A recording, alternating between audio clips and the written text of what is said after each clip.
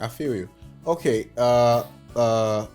So if you had the opportunity to meet a little girl, a younger girl, or a younger version of you, maybe not you, another girl who's going through exactly the same thing, what would you tell her?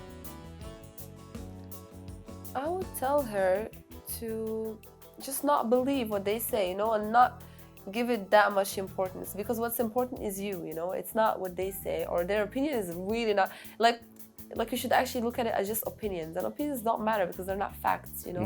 It's not something real. Subjective, yeah. It's subjective, because maybe somebody saw that hair and was like, yeah, that's ugly, it's so dry, it's like curly and stuff, like it's ugly, but somebody else would say, no, it's beautiful, I like it. So these are opinions, they change depending on the person, their mentality, what they like, what they don't like, because that person doesn't like curly hair. That's why they said that, but he expressed it in the worst way possible, But that affected me, because you should love what you have and you should really accept it, to the point that whatever people say, it doesn't matter, just like, yeah, they're saying it, and so what? So what? Yeah, exactly. It's actually, so what? Actually, that's what I would tell a little girl, or like a little so me. What? Just tell, yeah, so what? What are you gonna do about it? Yeah.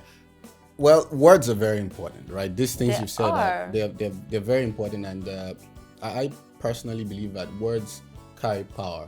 You can, you can use them to build someone down, and you can use them to tear someone down at the same time. Because they get to the soul, they get to the soul, but you should make your soul strong enough not to, get. Yeah, but for a 15-year-old girl. But that's why I told you, you're Yes. still working on your personality. I so get. these things happen for a reason, for you to be stronger later on in life. Yeah. Okay. Now that's what you would have said to that girl. Yeah. If you were around her, what would you have done to make her feel more secure?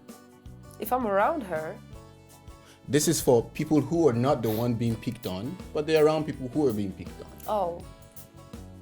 What would you have done, knowing that? Actually, I would say, maybe talk to the person attacking, but it doesn't, that person is so convinced that they're right, that they're allowing themselves to shout it out to the whole world. They're doing it in front of everybody.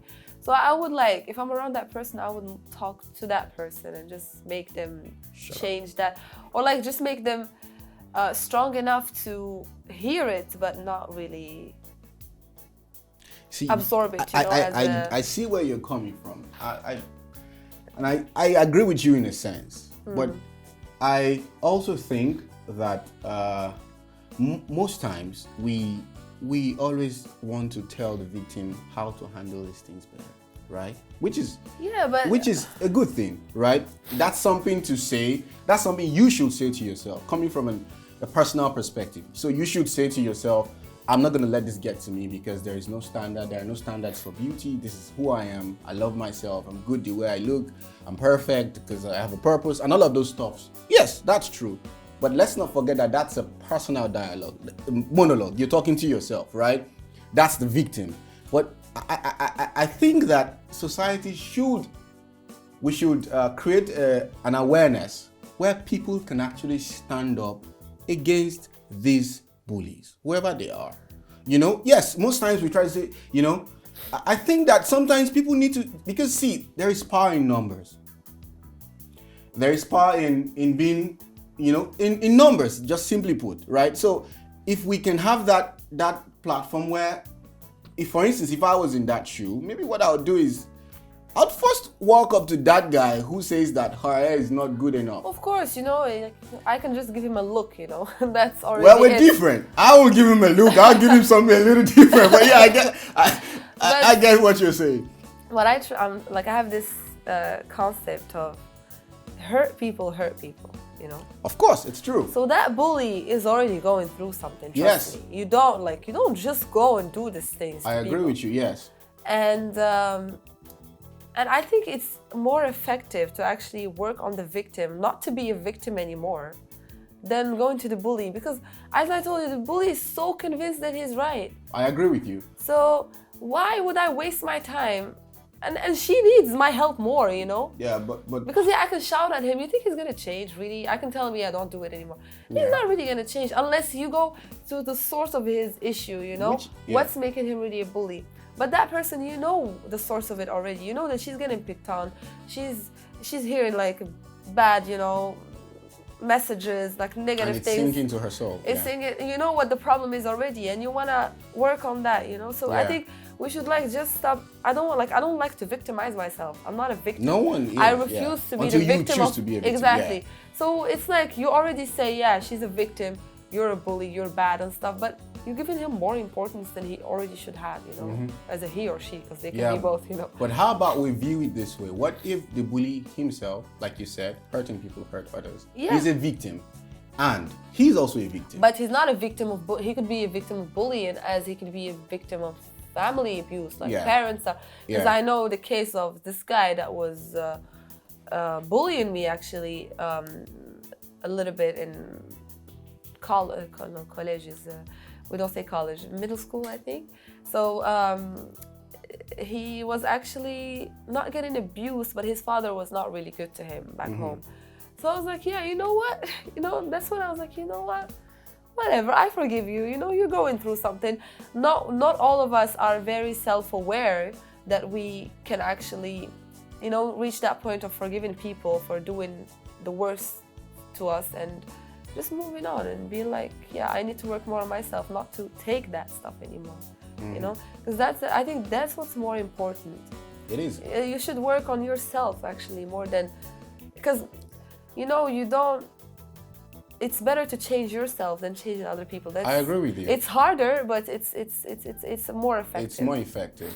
But that's you talking from a two-sided conversation. So you're imagining that you're the victim and there's the bully, and in that case, I agree with you that it's very important to, you know, work on yourself and decide not to be the victim. But when we have a three-sided conversation, there's the victim, there's the bully, and there's an observer. There's a third person. I agree with you that it's more effective to get the victim to stop feeling like a victim. But there are two things I'm going to say that I think. I think that we should do that. Yes, we should get the victim to stop feeling like a victim. But I also think that we should stop the bully from being a bully as much as we can. But that's on the spot, you know. On the spot. Okay. On the spot, you think even you yourself can tell him, stop, don't do this. And he won't listen to you. He won't listen. Yes. And you can get another person to do it. But it can just make him more angry, you know, and do worse to you. But on the long run, you know, long term, for the future, it's better to actually help the victim. The victim. Not to be a victim anymore. Yes, but what if the bully leaves that victim and goes to more victims? That's my point. Well, you see? So it's about the issue, not necessarily who is involved. You can save this person, but I think on a larger scale, it's more important and it's more effective to stop. Wait, doctor. So stop the disease. You know what I mean? So, exactly. So as much as we can, I get what you're saying. I agree with you to an extent. I mean, I agree with you entirely. Actually, I just think that there's also another side to the story, which is that number one. As much as we address the victim and we try to make them stop feeling like a victim, we also need to address the bully. Because if he releases this victim, that probably will not be his last victim. But don't you think we should address him in a way that, like, asking him, why are you bullying people? I agree with you. Like, what's so, Let's get to the source of it. What's so wrong with you that you're actually bullying people? Exactly. You know? But we should address it. But most times, I mean, society does not address this. You know what I mean? They probably look at the victim who's already hurt and be like, you're not strong enough. It was just a joke. You know what I mean? Yeah, of course you can't talk to the victim. People like that. do that. I know. People do that. You'll be shocked that a lot of our viewers have experienced this. Like, you're just not strong enough. It's a joke. It's not a joke. You don't take someone's self-esteem and bash it down. Yeah, you just and you say it's a joke. It's not a joke. To it and yeah. Anyway, I am loving this conversation, but we need to take a quick commercial break. We'll be right back. Don't touch that.